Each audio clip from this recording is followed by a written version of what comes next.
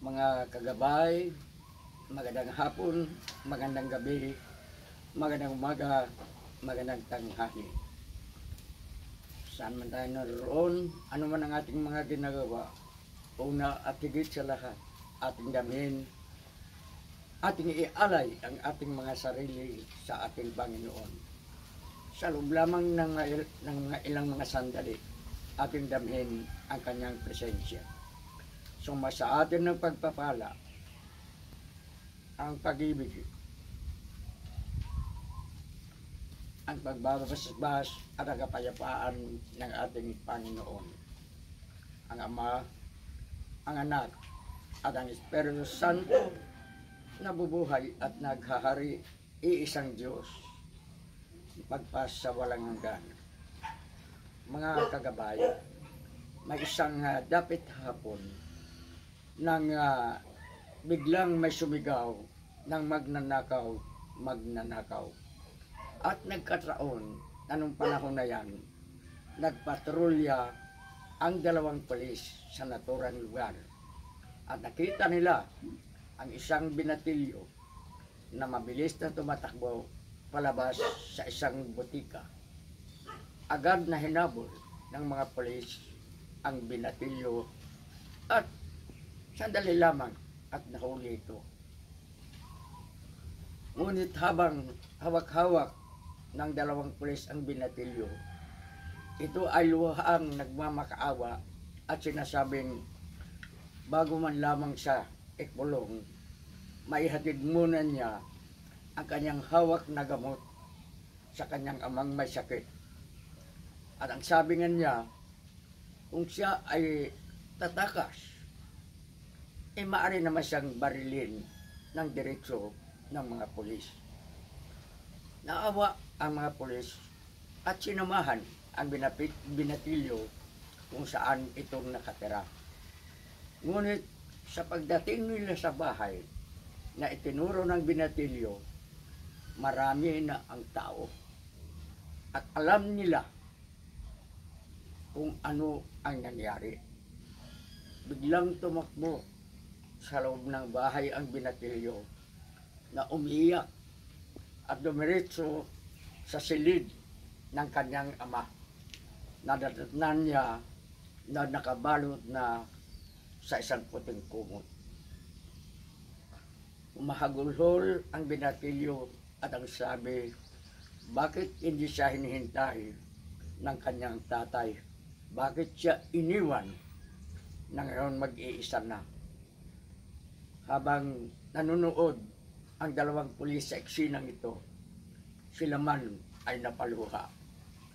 Nakita nila ang kabaitan ng binatilyo. Kaya sabay na dumukot sa kanilang mga bulsa ang dalawang pulis at inalabas ang papel di bangko. At ang sabi ng isang pulis, iho, ito yung 10,000.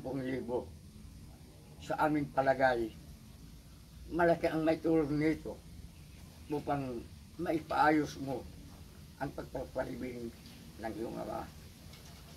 Bukas, babay kami dito. At kung ano man ang tulong mo, kung ano ang aming maibibigay, ibibigay namin. At umalis na ang dalawang pulis. Mga kagabay, isang ulirang anak na ating masasabi ang naturang binatilyo. Sapagkat nakita ang kanyang kabaitan nang siya ay dinakip ng mga pulis. Isa lamang ang kanyang pakiusap, ang dalhin ang gamot sa kanyang may sakit na ama. Gamot na ninakaw niya sa isang butika. Ano man ang kahinatnan na kinabukasan ng binatilyong yan, ang ating pag-uusapan, ang tatalakay ng inyong kagabay, ay ang pagiging ulirang anak ng nasabing binatilyo. Sapagkat sa ngayon, maraming mga anak na kung kailan nagkasakit, kailan matanda na, at kailan nangangailangan ng kalinga, aruga, at pag-aalaga ang kanilang mga magulang, ama o ina. Sa kanila ito iiwan. Lalong-lalo na kung ang mga anak ay walang mamanahin mula sa kanilang mga magulang. Maaari nilang pabayaan na lang. Naiba ang kasaysayan nito sa anak na Minatilyo. Nagnakaw upang ipagamot ang kanyang ama. At ang Minatilyong yan ay wala ng anak. Siya ay napalaki ng kanyang ina, ay ng kanyang ama, na sa loob ng ilang mga taon, naging ama at ina ng Binatilyo. Mga anak, ang pangyayaring ito, sana ay magiging aral, magiging leksyon sa ating mga anak na hindi marunong lumingon sa pinanggalingan. Totoo, hindi natin obligasyon o hindi obligasyon ng isang anak ang alagaan ang magulang sa kanyang katandaan. Ito ay kusang ibigay ng anak. Nasa anak na. Ngunit, tandaan niyo mga anak, kung anuman tayo ngayon bilang mga anak, yan ay utang natin sa ating mga magulang, sa ating ama at sa ating ina. Lahat ipagkakaloob nila sa atin, alang-alang sa ating magandang paglaki, alang-alang sa ating magandang kinabukasan. Kaya nga, tagtarin man tayo ng pinong-pino, hindi natin mababayaran ang hirap, ang pag-aaruga, ang pagtsatsaga at ang pagsakripisyo ng ating mga magulang. Hindi lamang ang ating mga ina, kundi magiging ang ating ama. May mga pagkakamali man ang ating mga magulang sa atin. Tama man tayo na magalit tayo sa kanila, ngunit huwag natin silang pabayaan.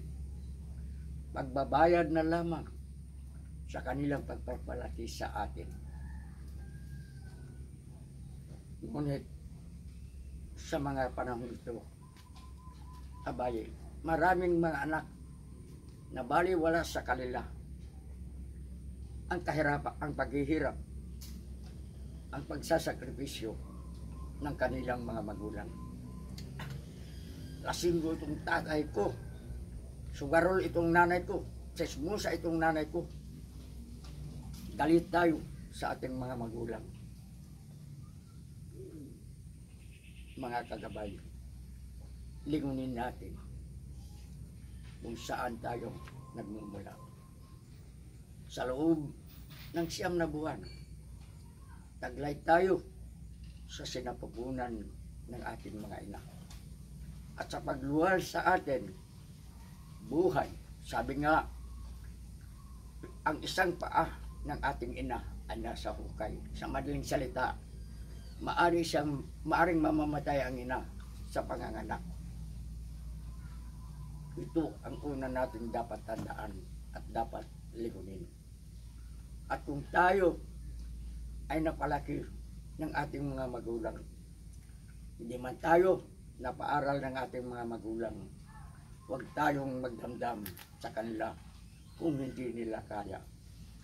Tingnan natin yung kulirang anak na yan. Nagnakaw sa isang butika, nagnakaw ng gamot, nahuli, nagmamakaawa. At sa ating palagay, dahil sa magandang ugali ng Binatilyo na yun, tinulungan siya ng 2 pulis. Malay natin, nagiging maganda ang kanyang kinabukasan.